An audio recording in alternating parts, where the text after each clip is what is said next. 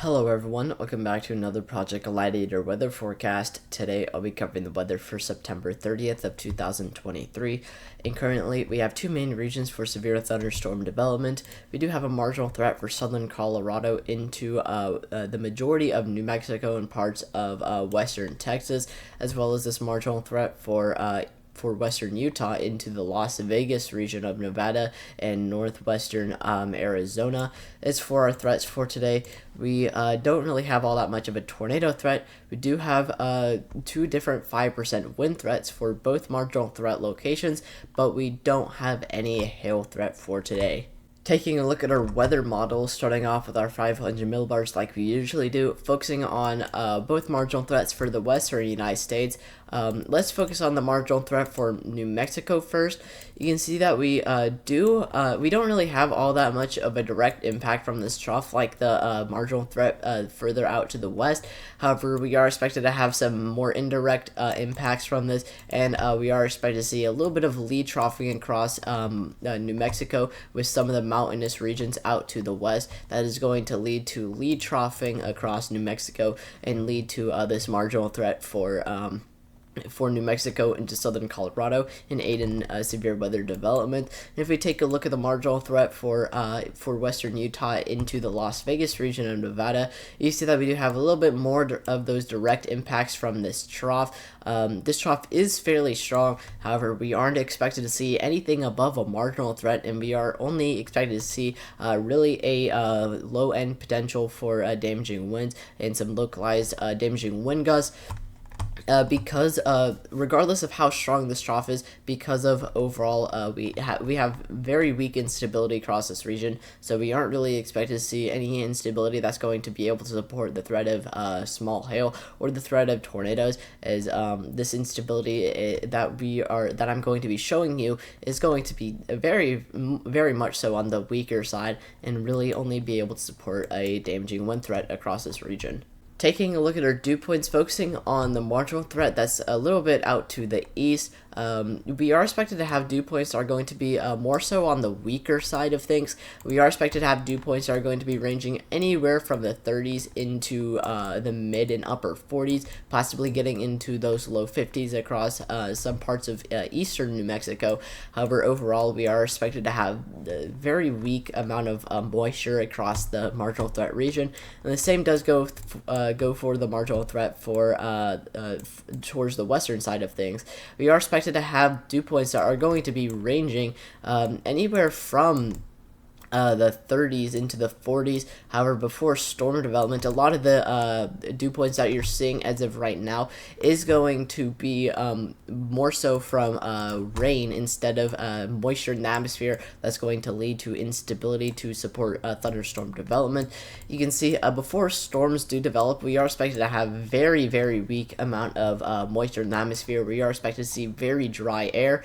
We are expected to see dew points that are going to be ranging anywhere from the 30s into the 20s, possibly getting as low as the teens across Utah and Arizona. So we are expected to see very weak instability, because of how weak this moisture is in the atmosphere.